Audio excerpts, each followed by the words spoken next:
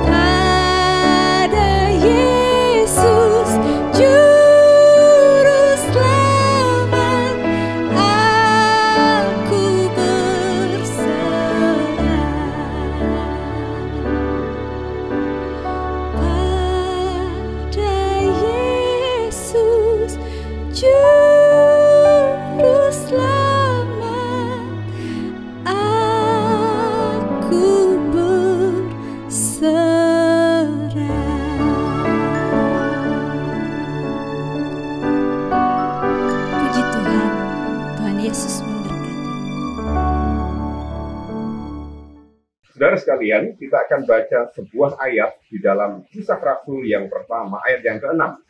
Demikian bunyinya. Maka bertanyalah mereka yang berkumpul di situ, Tuhan, maukah Engkau pada masa ini memulihkan kerajaan bagi Israel? Saudara terkasih dalam Tuhan, ketika saya mencari tahu kira-kira keadaan bangsa Israel pada masa Yesus seperti apa, dikatakan di sana masih banyak perbudakan. Kemudian pasar ataupun ada kelompok-kelompok penekan yang berkuasa. Sehingga pada saat itu, ketika orang Israel bertemu dengan Yesus yang meyakini bahwa dia adalah Mesias, dia mengatakan, maukah engkau menjadi pemimpin atas aku? supaya kemudian memberikan pembebasan secara jasmani. Pada waktu itu, orang berpikir bahwa kedatangan Yesus, kedatangan Mesias hanya untuk hal-hal yang bersifat jasmani. Tetapi kita ketahui bahwa kedatangan Tuhan Yesus ke dunia ini bukan sekedar memberkati Bapak, Ibu, Saudara, dan saya dengan berkat-berkat jasmani, tetapi kehidupan kekal yang jauh lebih panjang setelah kehidupan di dunia ini. Saudara yang terkasih dalam Tuhan, manusia memiliki 5 kebutuhan dalam hidupnya. Yang pertama adalah kebutuhan fisiologis, yaitu makan, sandang, kemudian papan. Yang kedua adalah kebutuhan keamanan. Setelah itu mereka kepingin membeli asuransi, mereka bahkan pasang CCTV. Setelah itu mereka ingin bersosialisasi, mereka ingin dicintai dan mencintai, dan yang terakhir adalah aktualisasi diri.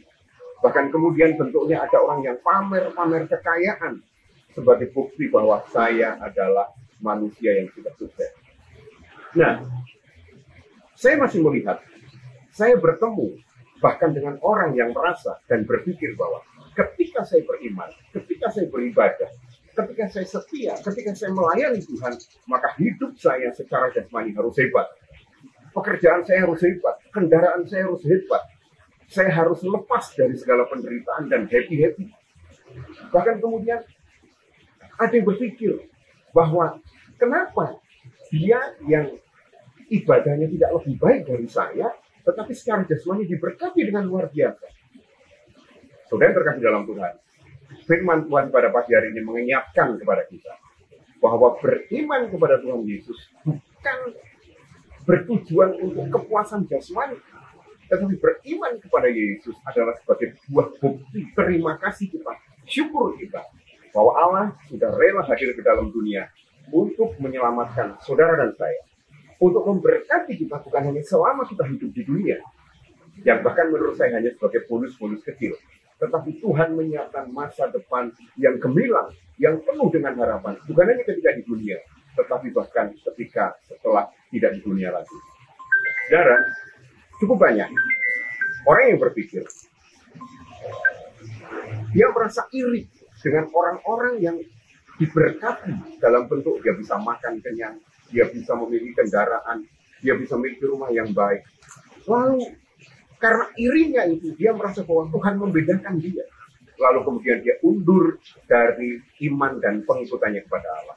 Hari ini saya ingin mengingatkan, Tuhan Yesus hadir buat saudara dan saya, bukan sekedar untuk kepentingan jasmani, tetapi lebih dari itu adalah kepentingan rohani, jiwa kita. Dan kalau itu yang terjadi, maka mari saudara sekalian, tetap beriman kepada Yesus. Bekerja dengan lebih smart, berpikir lebih positif, semangat. Lalu dengan pekerjaan kita, saudara dan saya yang dengan iman kepada Allah diberkati, lalu kita boleh menjadi saksi. Tuhan Yesus memberkati. Kita berdoa.